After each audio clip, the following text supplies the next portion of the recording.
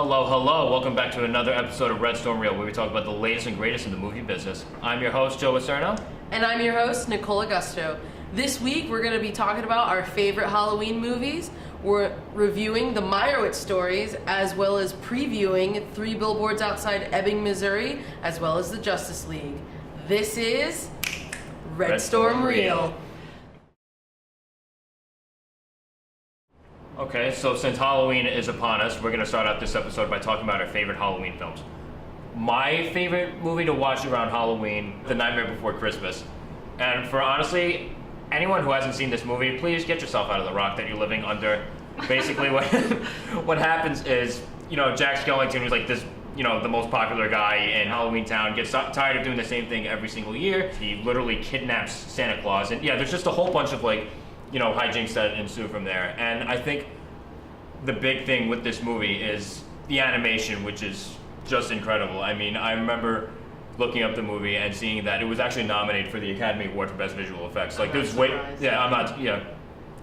is really astonishing because, they don't do that a lot with animated movies. I mean, that just happened with Kubo and the Two Strings, but I can't remember the last time that happened beforehand. But it's honestly, it always just puts me in that Halloween state of mind. I know there's always that debate where, is it a Halloween movie or is it a Christmas movie? I don't care what anyone says, it's a Halloween movie. You can watch it around Christmas, I think, but in my heart, it's always a Halloween movie. Watch it on Thanksgiving. That sounded like debate. Watch it on Thanksgiving. The middle ground. And so I guess my favorite is, it's not exactly a Halloween-y movie, but it's still really creepy. It's Tim Burton's Corpse Bride. Mm-hmm. It tells the story of a man in Victorian England who's being betrothed to a woman, but he accidentally puts an engagement ring on what he thinks is a twig, and it turns out to be a corpse. She thinks that it's her one true love, and they go to the underworld and hijinks ensue, and there's lots of jazz music and stuff like that. It's really great stuff, and I love the animation. And of course it's Johnny Depp and Helen Bonham Carter, so it's excellent overall. What about you, Amanda?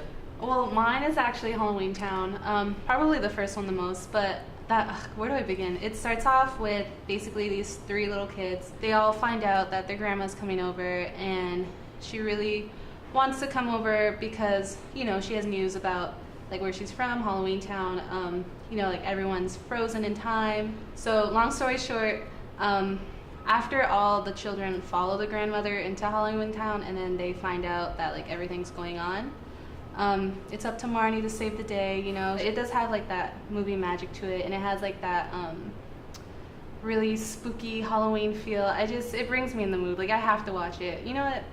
I'll watch it during Christmas too. All right, okay. All right, how about you, Eric? Oh man, I've got a million of them. Oh, I love Halloween. That movie is always amazing. It's kind of like the first one to create the slasher genre as we know it. And what I like about that one is that it keeps it simple. It's just a guy in a mask going around and killing people on Halloween, and it's really well made. It's tense. It's suspenseful. It's really, really good. Yeah, I could watch a horror movie every single day. It's great. Yeah. All right. So I guess from here we're going to transition from the horrors of the supernatural to the horrors of having to deal with some of our families. And talk about a nightmare. Oh yeah, true. Whoops. Anyway, so we're going to be talking about Netflix's The Meyerowitz Story, which stars Adam Sandler, Ben Stiller, Emma Thompson, Dustin Hoffman, and it's a whole cast of people, and it's the story of these three kids, and it's them dealing with their father, who's this eccentric artist that probably should have gotten big, but he didn't. Maybe for the best. Yeah. But yeah, I really loved it, and it was interesting to see Adam Sandler in a serious role. Yes. It definitely had its funny moments, but there were some moments like the fight scene in the middle of the field or the parking lot. I was cringing and I was laughing at the same time because I was I don't know if I'm supposed to laugh at this. Yeah. There were definitely a couple moments where Ben Stiller and Adam Sandler kind of take a lot of the lead in this movie, and there were a few times where they made jokes and there was some comedy parts where it kind of edged into the territory of the previous movies. I'm please don't do that, because it was really, really refreshing to see these two actors in serious roles, because that they can act beyond just stupid comedy. And not to say their movies are bad, but in recent years the reputation has not been as perfect. I'm sorry, I didn't mean to be. Anyway, Go ahead. I didn't mean to, but I'm not that sorry. Ben Stiller was fine for me. Like, he was able to pull off like that serious role, but I couldn't take Adam Sandler seriously. He was talking to his dad, and it was so serious, and I couldn't help but laugh, and I felt so bad, especially with that fight scene too. Yeah, but I feel like that was meant to be funny. Yeah. So He tried. So how would you grade it? I would give it a B. It was weird because it had kind of like a familiar monotony to it. Like I kind of related to like a lot of like the family dynamics and drama that was going on. It was not a whole lot of like high action or anything, but it was good. I mean, like, honestly, too, you know, I want to get my 2 cents in on the movie, but like I enjoyed it. I enjoyed it a lot. I thought it was another very well written movie. I mean, I feel like this movie is driven by character more than anything. There are so many great characters in this film, from, you know, Adam Sandler's character and even Dustin Hoffman's character too. They're a lot more alike than you would really think. Yeah. Like, you can see that Adam Sandler's character is very much influenced by his dad, even though if you really look at the film, like, you know, it's kind of like accidental Stockholm syndrome, because, like, you know, the dad didn't really give Adam Sandler the attention that he wants and craves so much. But honestly, I thought it was funny. It was really moving at points. The performances are all amazing. Again, Adam Sandler, I thought he was fantastic. Like, I think he does well with certain dramatic roles, and this is no exception. I think he's fantastic in this movie. Dustin Hoffman, I think, is incredible too.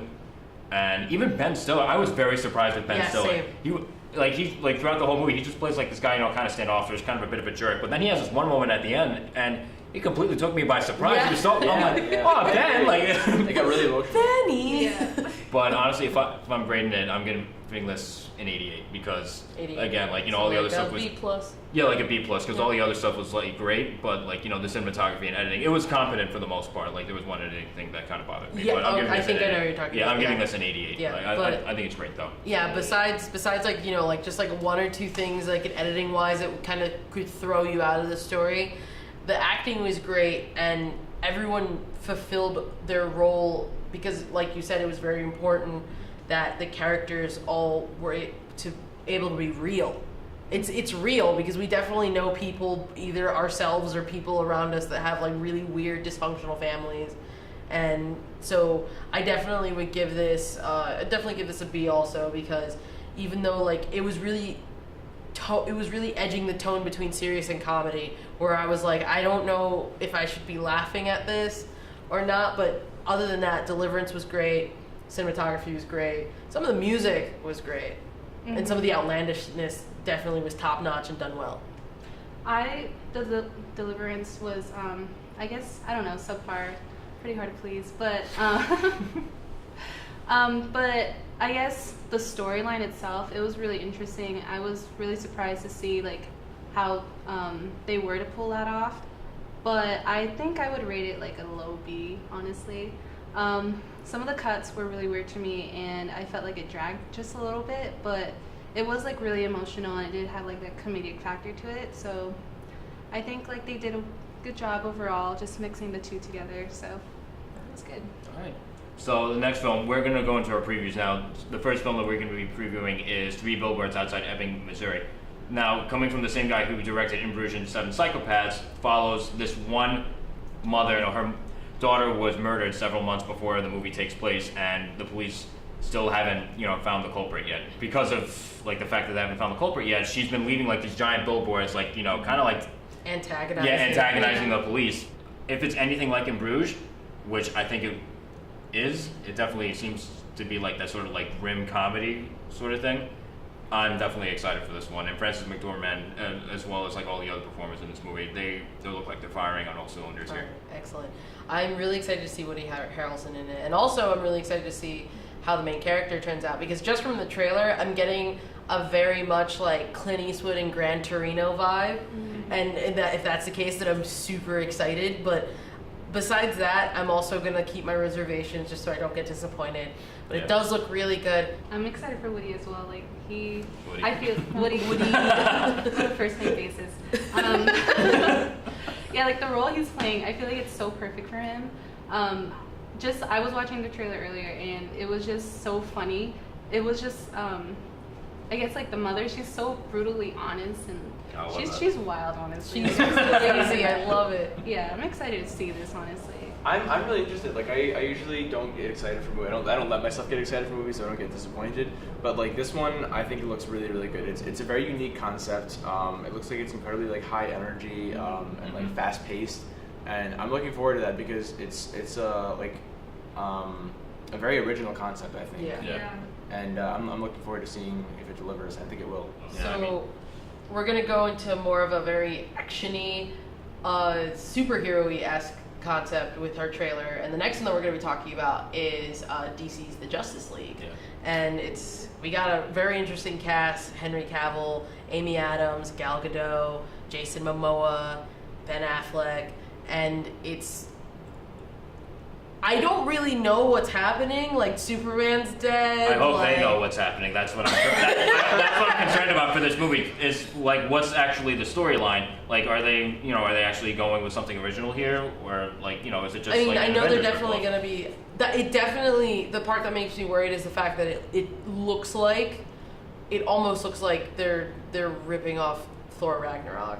Yeah. I'm looking forward to it. Oh, it looks visually, it looks It astounding, looks but really like nice. but I've Like- fallen into that like trap in the past. But like, yeah. it's just that like DC's been jumping directors. They've been doing reshoots, and so it's kind of one of those things where I'm like, I want to be excited. Yeah. But Yeah, like, it is I've Justice been League. hurt before.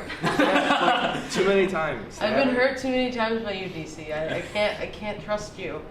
Oh yeah, we're also introducing Cyborg, who best, I will fight you. Best DC character in my opinion. Ezra Miller. It's Ezra Miller. Gal Gadot, can't forget about her. Oh my God. Yeah.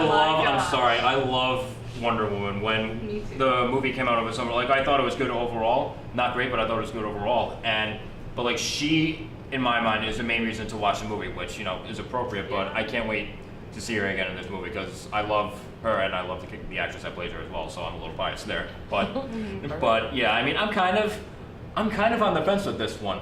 Because, like you were saying, like, visually it looks nice, and I agree to an extent, because, like, some of the special effects, like, they just seemed a little subpar for a movie of that budget. I mean, their budget is like in like more than 500.